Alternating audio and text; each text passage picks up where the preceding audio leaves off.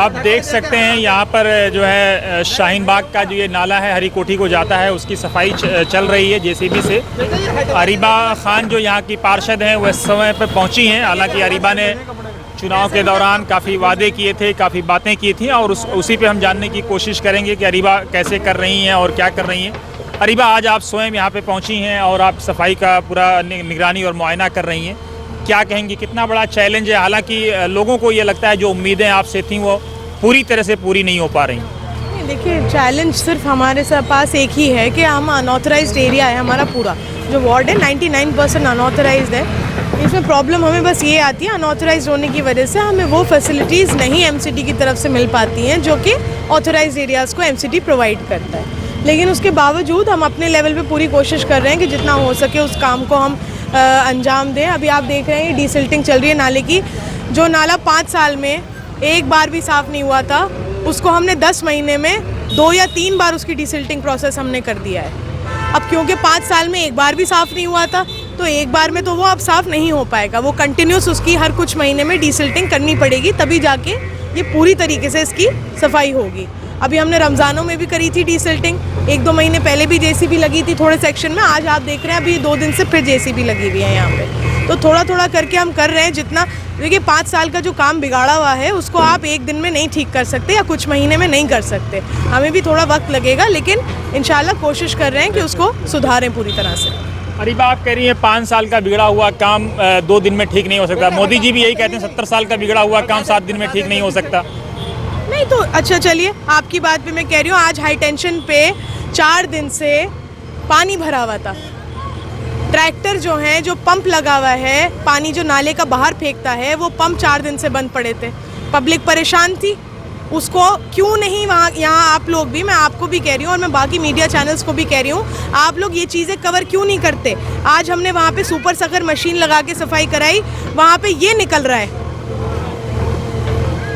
दिल्ली जल बोर्ड की तरफ से जहाँ जहाँ इस एरिया में काम हो रहे हैं, जहाँ जहाँ भी सड़कें बन रही हैं या जहाँ जहाँ भी नई लाइनें डल रही हैं, वो ठेकेदार जो हैं जल बोर्ड के, वो सारा मलबा अंदर ही भरे दे रहे हैं। समझ रहे हैं आप? ये एक चेंबर में से निकला है ये मलबा।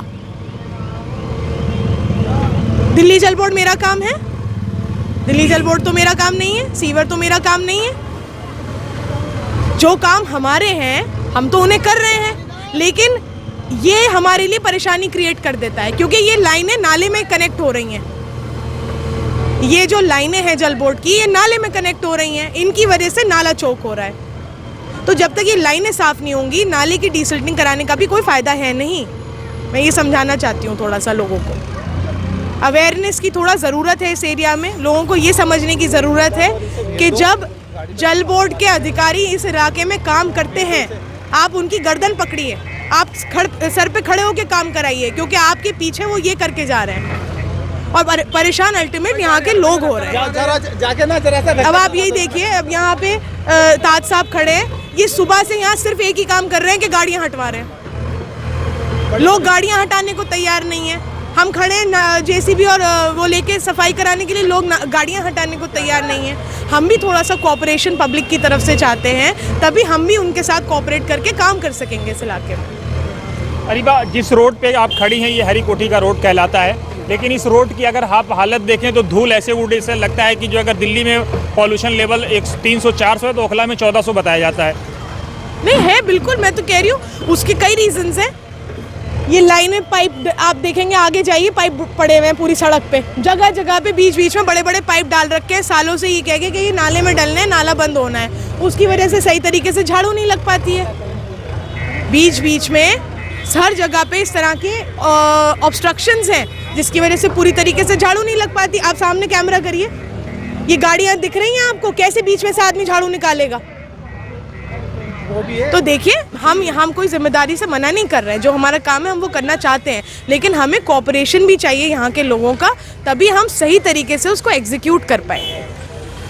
अच्छा, अलशिफा का जो कूड़ा है वो अभी भी उसी तरह से बना हुआ। अलशिफा वालों का कहना है कि 20,000 रुपये हम भी दे रहे हैं, उसकी फाइल प्रोसेस में जा चुकी है, एमसीडी में प्रोसेस चल रहा है उसकी फाइल का। स्टैंडिंग कमेटी नहीं बनी है, इस वजह से उसको फाइल को अभी थोड़ा स्लो के लिए ऐसी बातें आप कर रहे हैं कि उठेगा भी, नहीं उठाए कूड़ा। उस फाइल को प्रोसेस में डाल रखा है हमने, वो इंशाल्लाह जल्दी इसका भी और 8 नंबर का भी हम सोल्यूशन कराने वाले हैं इंशाल्लाह। अरीबा, आप अपने उसमें काफ़ी ईमानदार दिखती हैं अपने काम को लेकर के, इसमें कोई शक नहीं है। कम से कम आप लोगों के सवाल को वेलकम करते हैं, उन लोगों की तरह गाली गलौज पे आमादा नहीं होती, बाकी लोग तो गाली पे उतर आते हैं।